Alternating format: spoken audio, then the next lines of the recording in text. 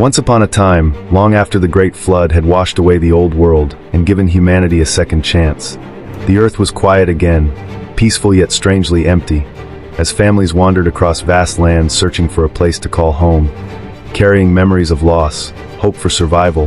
and a deep desire never to feel powerless again. People had suffered greatly in the past, and the fear of being scattered, forgotten, or destroyed still lived quietly inside their hearts, shaping their decisions even when they tried to ignore it. At that time, every person on earth spoke the same language, understood the same words, and shared the same thoughts, which meant no one felt alone, no one felt misunderstood, and cooperation felt as natural as breathing.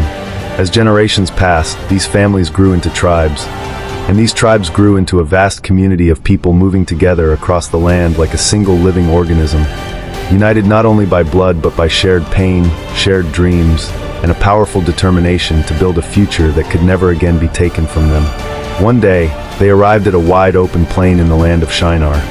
a place so flat and expansive that the horizon seemed endless, as if the earth itself were inviting them to stop wandering and finally rest. The soil was rich, the water was near, and the land felt safe, which filled their weary hearts with relief so deep that many fell to their knees in gratitude, believing they had finally found the place where their children would grow without fear. Yet peace did not erase the memories of the flood,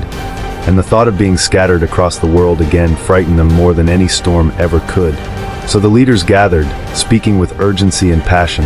reminding everyone how vulnerable they once were, how easily everything had been lost, and how unity was their greatest strength. They proposed a bold plan, something no generation before them had ever attempted, a project so massive that it would bind them together forever and make their presence on Earth impossible to ignore. They would build a great city, a monument to human unity, a place where every family would belong, where no one would need to wander again, where safety would not depend on chance but on walls built by their own hands. And at the center of that city, they would build a tower, not just tall but unimaginably high, rising toward the heavens themselves, a structure so grand that it would declare to the world that humanity was no longer weak, no longer scattered, no longer afraid. This tower would be their symbol of strength, their shield against isolation, and their promise that they would never again fade into obscurity. The people embraced the idea with overwhelming enthusiasm, their hearts swelling with pride and excitement as they imagined a future where their children and grandchildren would look up at the tower and know they belonged to something powerful and eternal. Since there was no stone in that region, they invented a new way to build, shaping bricks from clay and baking them in fire until they became strong as rock, using thick tar to bind them together, demonstrating creativity born from necessity and determination. Day after day, the sound of construction filled the air, the rhythmic pounding of tools, the shouts of workers coordinating their efforts, the laughter of families watching something magnificent rise from the earth. The tower climbed higher with every passing month, stretching into the sky like a finger pointing toward heaven, visible from miles away, inspiring awe in some and quiet unease in others who wondered whether humans were reaching too far. But most people did not question the project, because the tower represented security, unity, and the comforting illusion that they were in control of their destiny. Children played in the shadow of the rising structure, dreaming of climbing it one day. Elders watched with tears in their eyes, believing they had lived long enough to see humanity triumph over fear. Yet beneath the celebration and pride, there was a subtle shift in the human heart, a quiet transformation from gratitude into arrogance, from dependence into self-sufficiency,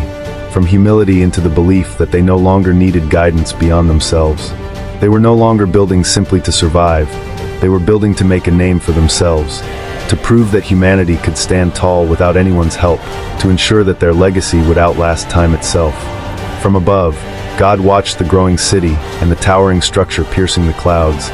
seeing not only the bricks and mortar, but the intentions hidden inside human hearts, the fear driving them, the pride fueling them,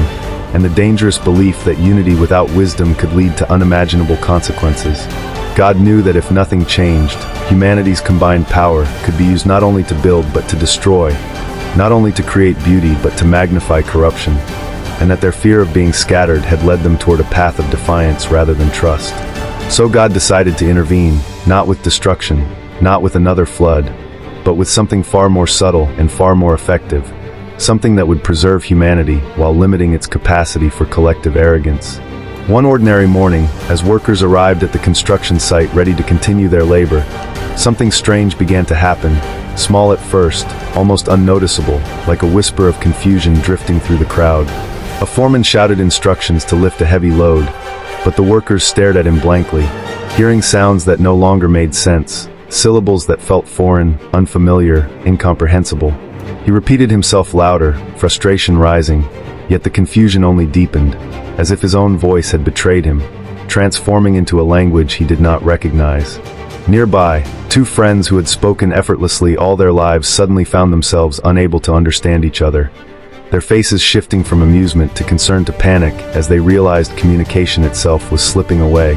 All across the city, conversations turned into chaos, cooperation dissolved into arguments, gestures replaced words, and fear spread like wildfire as people realized that the unity they depended on was crumbling in real time. Families searched desperately for loved ones who still spoke the same language, clinging to the few voices they could understand as everything familiar collapsed around them. Work stopped completely, tools fell silent, and the great tower, once a symbol of unstoppable progress, stood frozen in mid-construction, an unfinished dream suspended between earth and sky. Without shared language, trust weakened, misunderstandings multiplied, and groups naturally separated according to who could communicate with whom, forming clusters that soon became tribes, then nations, then distinct peoples with unique identities. Eventually, they left the city, spreading out across the earth not because they wanted to, but because they could no longer live together,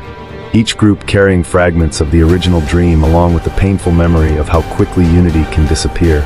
The abandoned tower remained behind as a silent witness, its incomplete height a reminder that human ambition, when driven by fear and pride rather than wisdom and humility, can collapse without warning.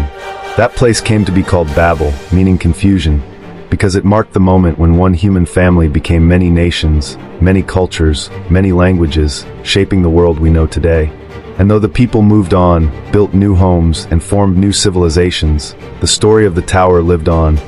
whispered through generations as both a warning and a lesson. A reminder that strength without understanding can lead to division, and that sometimes what feels like loss is actually protection in disguise. Thank you for watching till the end. Subscribe and join us for more true stories and Bible stories.